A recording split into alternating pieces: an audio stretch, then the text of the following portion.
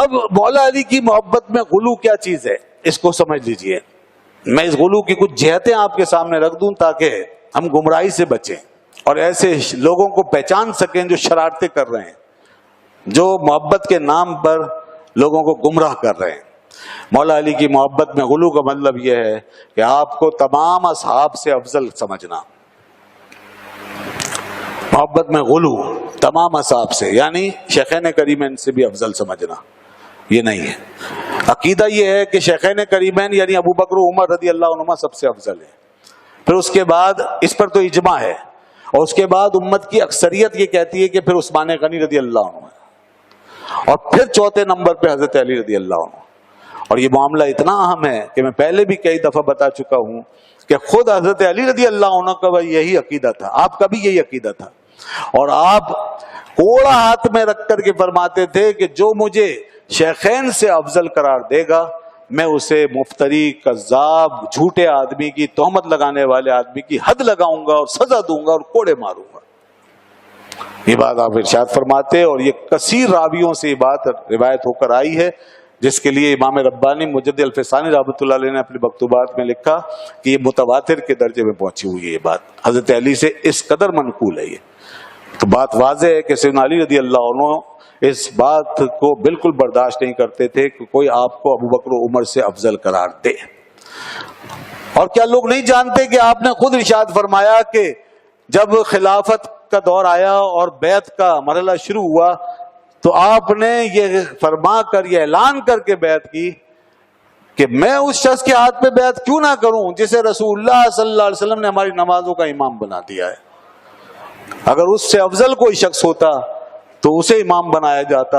اللہ کے رسول نے تو بار بار بااصرار ابو بکر کے لیے فرمایا, مرو ابا بکر ان یصلی بالناس, کہ لوگوں کو حکم دو کہ ابو بکر کو نماز کے لیے امام بنائیں, ابو بکر لوگوں کو نماز پڑھائیں. یعنی مطلب یہ ہے کہ ابو بکر کو کہو کہ لوگوں کو نماز پڑھائیں. تو حضرت علی رضی اللہ عنہ نے یہ بات باقاعدہ بیان فرمائی اور لوگوں سے کہا کہ دیکھو جس شخصیت کو اللہ کے رسول نے ہمارے دین کے معاملے میں امام بنا دیا وہ دنیا کے معاملے میں امام بننا زیادہ اولا ہے.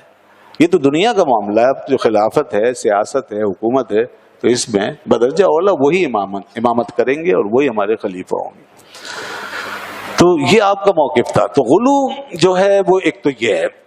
اب اس سے اور زیادہ خطرناک غلو میں بتاتا ہوں, اور وہ بھی ہو رہا ہے, اور وہ یہ ہے کہ حضرت علی رضی اللہ عنہ کو معاذ اللہ انبیاء سے بھی افضل مانا جاتا ہے. جی بعض لوگ اعلانیہ, ان کی تقریریں, ان کے باقاعدہ ریکارڈ موجود ہیں جس میں انہوں نے کہا ہمارا عقیدہ یہ ہے کہ علی جو ہیں وہ انبیاء سے افضل ہیں.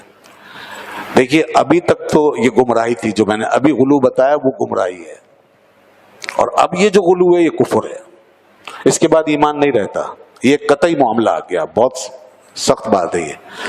اور اس سے بھی زیادہ بڑا غلو کیا ہے وہ یہ کہ علی جو ہیں, علی اور نبی ایک ہی ہیں.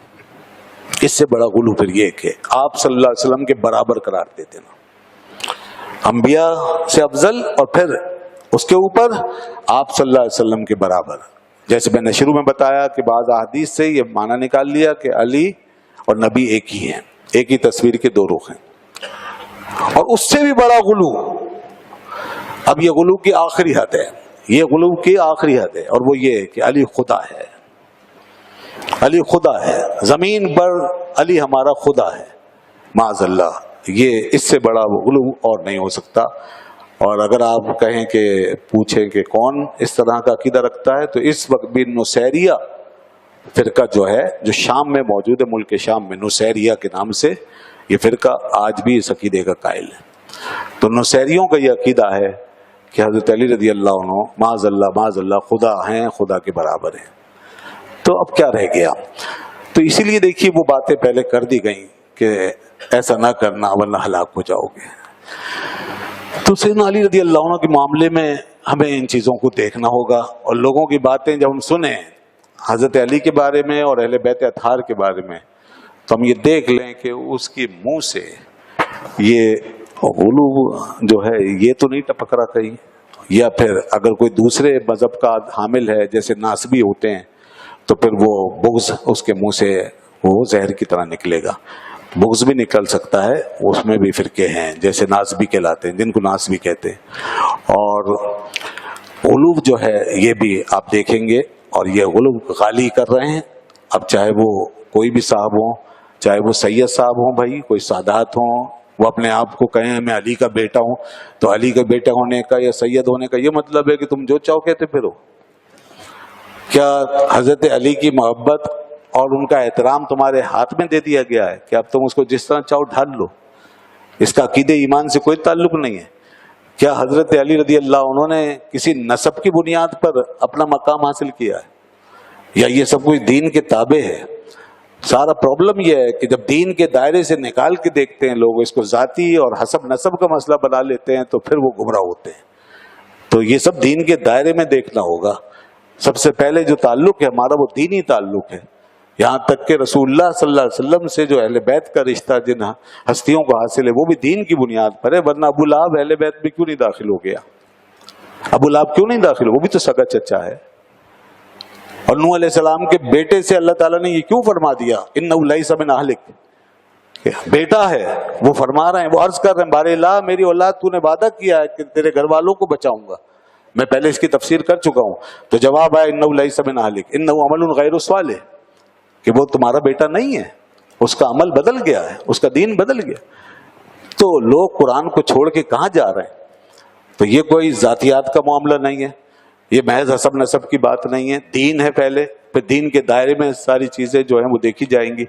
تو اب لوگوں کا یہ کہنا اس طرح, کوئی سادات ہوں, کوئی بھلے آل رسول ہوں, کوئی پیر صاحب ہوں, کوئی عالم ہی کیوں نہ ہو, علامہ صاحب ہوں, کوئی اسکالر ہوں, بھائی کوئی بھی ہو, اگر وہ غلو کی طرف جاتا ہے, ادھر بغض کی طرف جاتا ہے یا ادھر غلو کی طرف جاتا ہے, تو ہمیں اس سے بچنا چاہیے. ورنہ یاد رکھیے گا کہ خود مولا علی کا فرمان میں نے سنا دیا, اور مولا علی اور تمام اہل بیت اطہار سمجھ لیں کہ ایسے سارے شہزادوں سے بیزار ہیں, ایسی آل سے بیزار ہیں جو ان کے عقیدے کو چھوڑ کے کسی اور طرف چلے گئے, ایسی اولاد سے وہ بیزار ہیں جو ان کے راستے سے ہٹ چکی ہے, وہ بیزار ہیں. یہ سب موجود ہے روایتوں میں. حضرت امام باقر نے صاف فرما دیا ہمارا ان لوگوں سے کوئی تعلق نہیں جو ابو بکر و عمر رضی اللہ عنہما کے بارے میں کلام کرتے ہیں.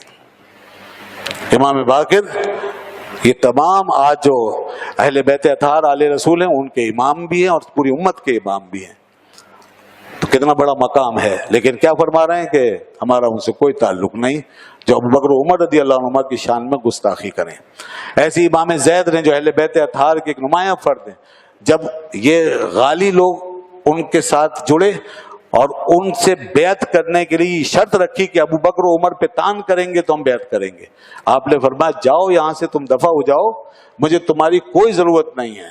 تم ان ہستیوں پہ تان کرنے کی بات کرتے ہو جنہیں میرے بڑوں نے مانا اور جن کے آگے سر جھکایا, یعنی ابو بکر و عمر رضی اللہ عنہ. تو دوستو یہ جو آج لڑائیاں کروائی ہوئی ہیں اور یہ جو باتیں ہو رہی ہیں, اس طرح کی ایسی نفرت انگیز باتیں کہ میں کہتا ہوں قیامت کے دن کون سی حجت لا سکے گا آدمی, کس بنیاد پہ اور کس عقل میں یہ بات آ سکتی ہے کہ شیخین کریمین یا صحابہ کرام اہل بیت کے دشمن تھے معاذ اللہ, یا اہل بیت اطہار ان کو اپنا دشمن سمجھتے تھے؟ کس عقل میں یہ بات آ سکتی ہے؟ کون سی لاجک یہاں کھڑی ہو سکتی ہے؟ یعنی یہاں تک کہ وہ گھر گرا دیا گیا, ظلم کر دیا گیا اور شہید کر دیا.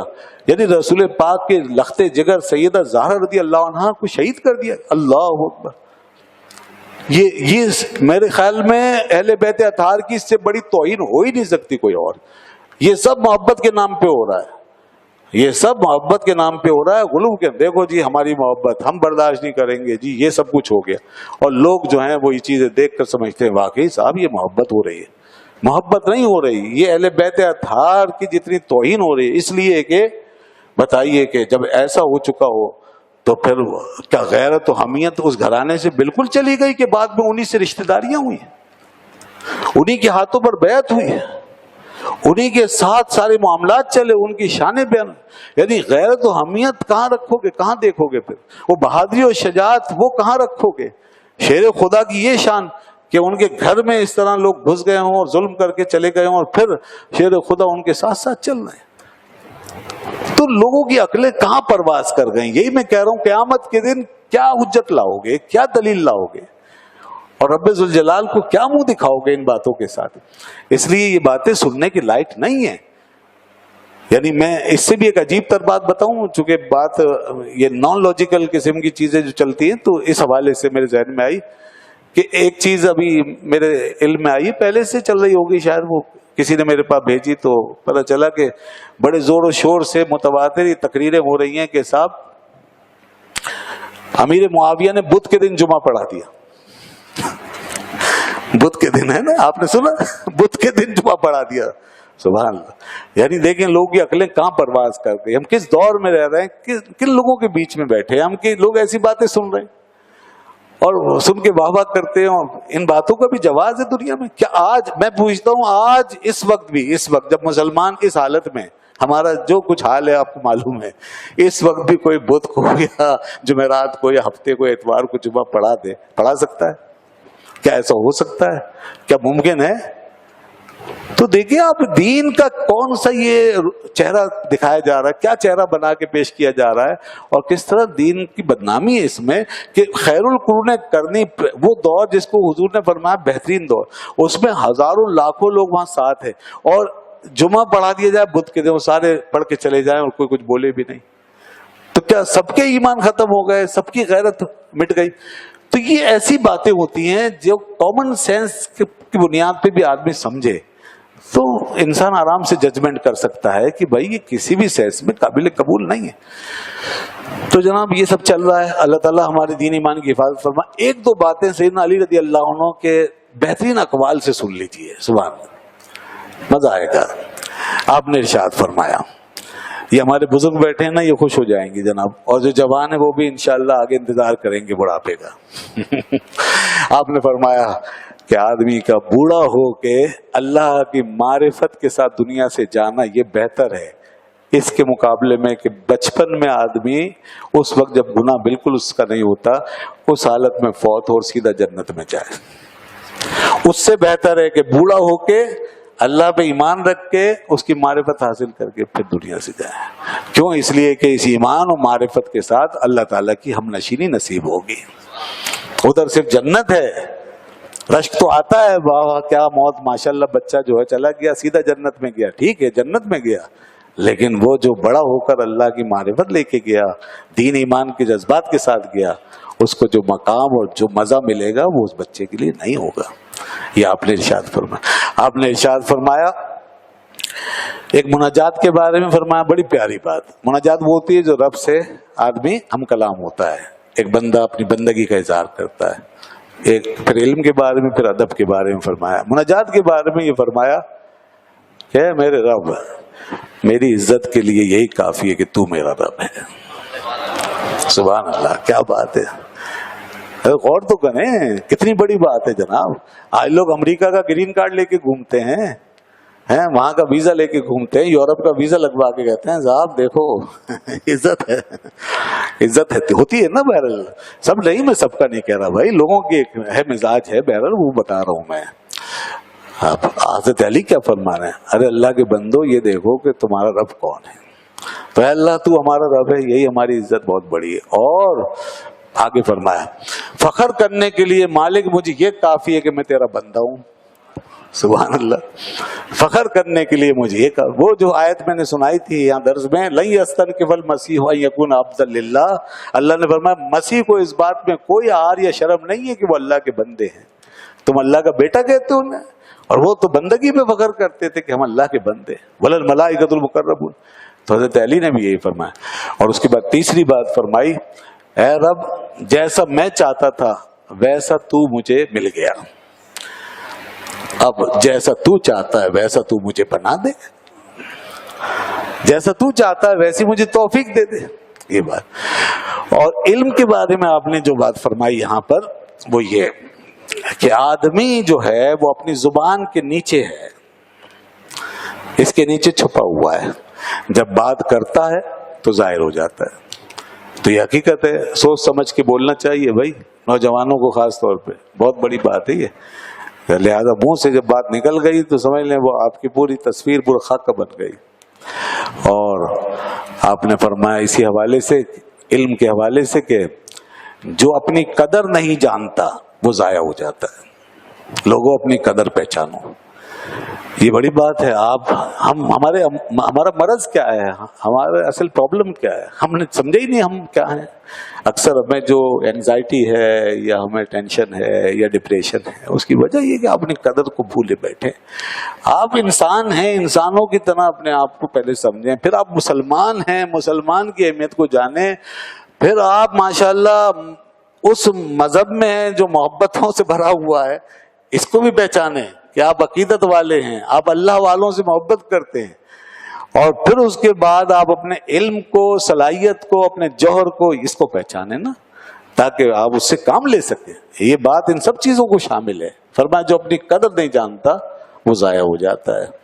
مغرب والوں نے تو دیکھیں نا کہاں تک نفی کر دی، انہوں نے اپنے آپ کو انسان ہی جاننا چھوڑ دیا، تو آج کتے اور بلے بننے پہ فخر کر رہے ہیں۔ اب وہاں یہ آ گیا نا دور کہ وہ کوئی کتا بنا ہوا ہے، کوئی بلا بنا ہوا ہے، تو وہ تو انسانیت کی قدر ہی بلا دی انہوں نے کہ اللہ نے انسان بنایا تھا، تم حیوان بن گئے۔ تو مولا علی نے کیا خوب فرمایا، جو اپنی قدر نہیں جانتا، دیکھو ضائع ہوگی قدر، برا معاشرہ ضائع ہو رہا ہے، برباد ہو گئے۔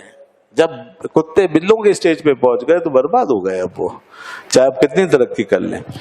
اور حضرت علی رضی اللہ عنہ نے یہ بھی ارشاد فرمایا دنیا کے حوالے سے، دنیا جناب دنیا کو ذرا کس طرح لینا یہ سمجھ لیجئے۔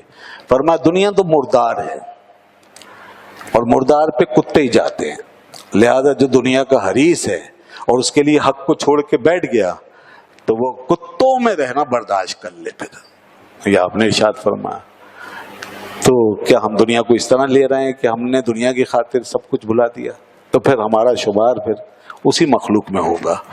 آپ فرماتے تھے دنیا کو مخاطب کر کے کہ اے دنیا میں تجھے 3 طلاقیں دے چکا ہوں، میں تجھ سے بیزار ہوں، لہذا مجھے دھوکہ مت دینا۔